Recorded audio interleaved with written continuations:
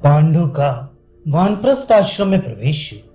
वैशंपायन जी कहते हैं, जन्मेजय, उन मृग रूपधारी मुनि को मरा हुआ छोड़कर राजा पांडु जब आगे बढ़े, तब पत्नी सहित शोक और दुख से आतुर हो अपने सगे भाई बंधु की भांति उनके लिए विलाप करने लगे तथा अपनी भूल पर पश्चाताप करते हुए कहने लगे।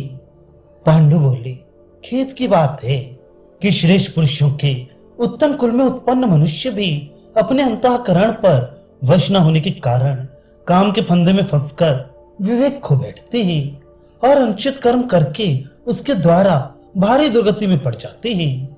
हमने सुना है, सदा धर्म में मन लगाए रहने वाले महाराज शंतनु से जिनका जन्म हुआ था, वे मेरे पिता विचित्र वीर भी काम भोग में आसक्त चित्त होने के कारण ही छोटी अवस्था में ही मृत्यु को प्राप्त हुए थे। उन्हीं कामासक्त नरेश की पत्नी से वाणी पर संयम रखने वाले ऋषि प्रवर साक्षात भगवान श्री कृष्ण द्वैपायन ने मुझे उत्पन्न किया। मैं शिकार के पीछे दौड़ता रहता हूँ। मेरी इसी अनीति के कारण जान पड़ता है कि देवताओं ने मुझे त्याग दिया है। इसीलिए तो ऐसे विशुद्ध वंश में उत्पन्न होने पर भी आज व्यसन में फंसकर मेरी बुद्धि इतनी नीच हो गई। अतः मैं इस निश्चय पर पहुंच रहा हूं कि मोक्ष के मार्ग पर चलने से ही अपना कल्याण है। स्त्री पुत्र आदि का बंधन ही सबसे महान दुख है। आज से मैं अपने पिता वेद व्यास जी की उस उत्तम वृत्ति का आश्रय लूंगा जिससे पुण्य का कभी नाश नहीं होता। मैं अपने शरीर और मन को निसंदेह अत्यंत कठोर तपस्या में लगाऊंगा। इसलिए अब अकेला, स्त्री रहित और एकाकी सेवक आदि से भी अलग रहकर एक एक वृक्ष के नीचे फल की भिक्षा मांगूंगा।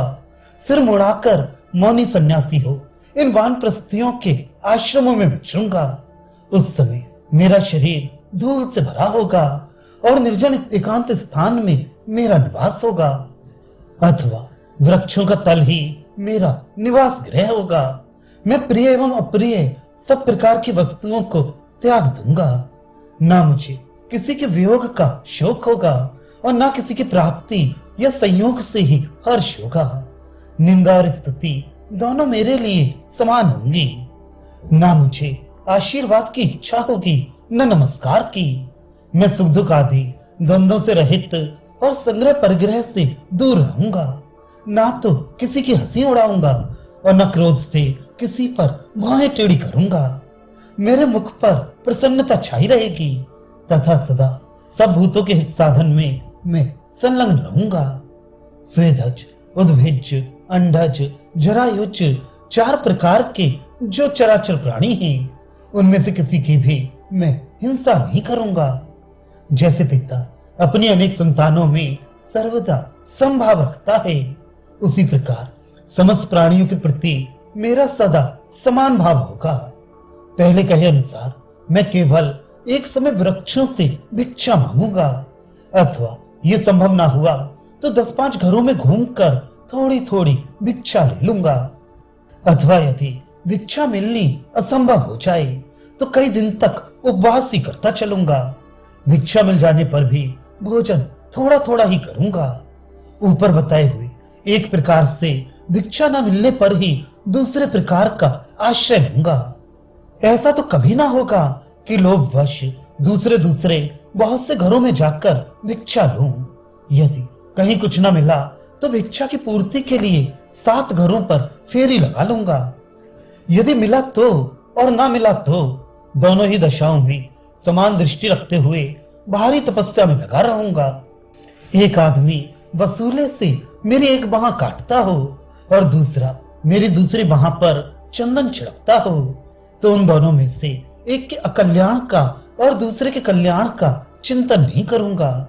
जीने अथवा मरने की इच्छा वाले मनुष्य जैसी चेष्टाएं करते हैं वैसी कोई चेष्टा मैं नहीं करूंगा। न जीवन का अभिनंदन करूंगा न मृत्यु से द्वेष। जीवित पुरुषों द्वारा अपने अभ्युदय के लिए जो जो कर्म किए जा सकते हैं उन समस्त काम कर्मों को मैं त्याग दूंगा, क्योंकि वे सब काल से सीमित हैं। अनित्य फल देने वाली क्रियाओं के लिए जो संपूर्ण इंद्रियों द्वारा चेष्टा की जाती है उस चेष्टा को मैं सर्वथा त्याग दूंगा, धर्म के फल को भी छोड़ दूंगा, अपने अंतःकरण के मल को सर्वथा धोकर शुद्ध हो जाऊंगा। मैं सब पापों से सर्वथा मुक्त हो अविद्या जनित समस्त बंधनों को लांघ जाऊंगा, किसी के वश में न रहकर वायु के समान सर्वत्र विचरूंगा। सदा इस प्रकार की धारणा द्वारा उक्त रूप से व्यवहार करता हुआ भय रहित मोक्ष मार्ग में स्थित होकर इस देह का विसर्जन करूंगा। मैं संतान उत्पादन की शक्ति से रहित हो गया हूं। मेरा गृहस्थ आश्रम संतान उत्पादन आदि धर्म से सर्वथा शून्य है और मेरे लिए अपने वीर क्षय के कारण सर्वथा शोचनीय ही रहा है। अतः इस अत्यंत दीनतापूर्ण मार्ग पर अब मैं नहीं चल सकता। जो सत्कार या तिरस्कार पाकर दीनतापूर्ण दृष्टि से देखता हुआ किसी दूसरे पुरुष के पास जीविका की आशा से जाता है, वे कामात्मा मनुष्य तो कुत्तों के मार्ग पर चलता है। वैशंपायन जी कहते हैं, जन्मेजय यूं कहकर राजा पांडु अत्यंत दुख से आतर हो लंबी सांस खींचते और कुंती माद्री की ओर देखते हुए उन दोनों से इस प्रकार बोले, देवियों तुम दोनों हस्तिनापुर को लौट जाओ और माता अंबिका, अंबालिका, भाई विदुर, संजय, बंधुओं सहित राजा धृतराष्ट्र, दादी सत्यवती, चाचा भीष्म जी, राजपुरोहित गण, कठोर व्रत का पालन तथा सोमपान करने वाले महात्मा ब्राह्मण तथा वृद्धपुरवासी जन आदि जो लोग वहां हम लोगों के आश्रित होकर निवास करते हैं, उन सबको प्रसन्न करके कहना, महाराज पांडु सन्यासी होकर वन में चले गए।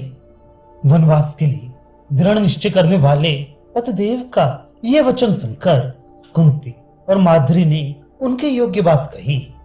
भरत श्रेष्ठ, सन्यास के सिवा और भी तो आश्रम हैं जिनमें आप हम धर्म पत्नियों के साथ रहकर भारी तपस्या कर सकते हैं।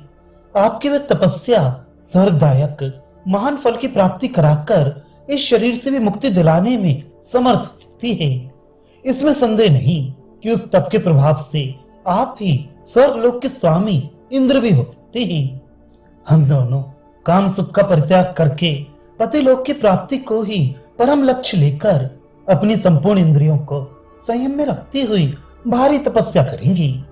महाप्राज्ञ नरेश्वर, यदि आप हम दोनों का त्याग कर देंगे तो आज ही हम अपने प्राणों का परित्याग कर देंगे, इसमें संशय नहीं है।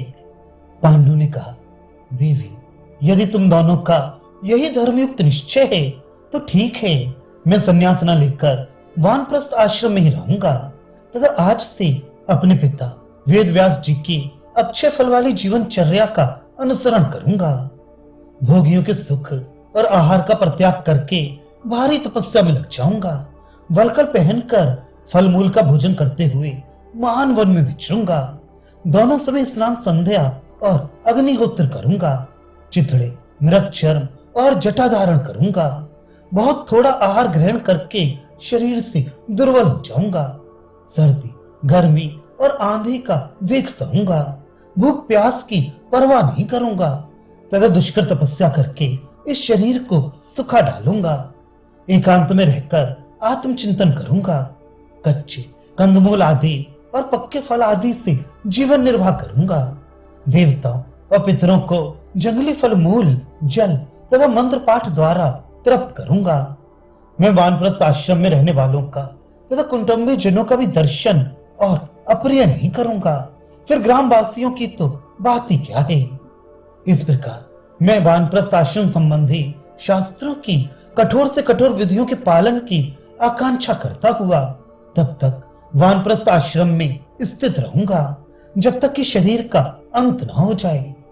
वैशंपायन जी कहते हैं, जन्मेजय गुरुकुल को आनंदित करने वाले राजा पांडु ने अपनी दोनों पत्नियों से यूं कहकर अपने सिर पेंच, वक्षस्थल के आभूषण, बाजूबंद, कुंडल और बहुमूल्य वस्त्र तथा माद्री और कुंती के भी शरीर के गहने उतार कर सब ब्राह्मणों को दे दिए। फिर सेवकों से इस प्रकार कहा, तुम लोग हस्तिनापुर में जाकर कह देना कि कुरुनंदन राजा पांडु अर्थ, काम, विषय सुख और स्त्री विषयक रति आदि सब कुछ छोड़कर अपनी पत्नियों के साथ वानप्रस्थी हो गई ही। भरत सिंह पांडु की यह करुणा युक्त चित्र विचित्र वाणी सुनकर उनके अनुचर और सेवक सभी हाय हाय करके भयंकर आर्तनाद करने लगे। उस समय नेत्रों से गरम गरम आंसुओं की धारा बहाते हुए वे सेवक राजा पांडु को छोड़कर और बचा हुआ सारा धन लेकर तुरंत हस्तिनापुर को चले गए।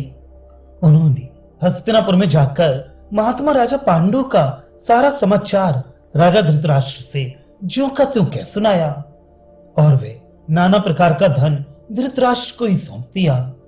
फिर उन सेवकों से उस महान वन में पांडु के साथ घटित हुई सारी घटनाओं को यथावत सुनकर नरश्रेष्ठ धृतराष्ट्र सदा पांडु की चिंता में दुखी रहने लगे।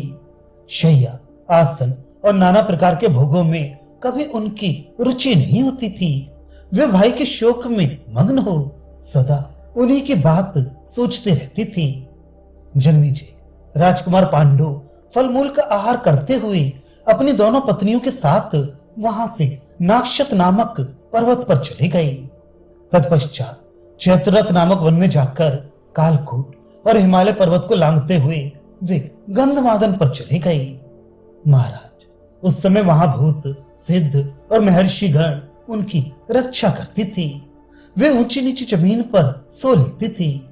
इंद्रधुम्न सरोवर पर पहुंचकर तथा उसके बाद हंसकूट को लांघते हुए वे शशरंग पर्वत पर जा पहुंचे।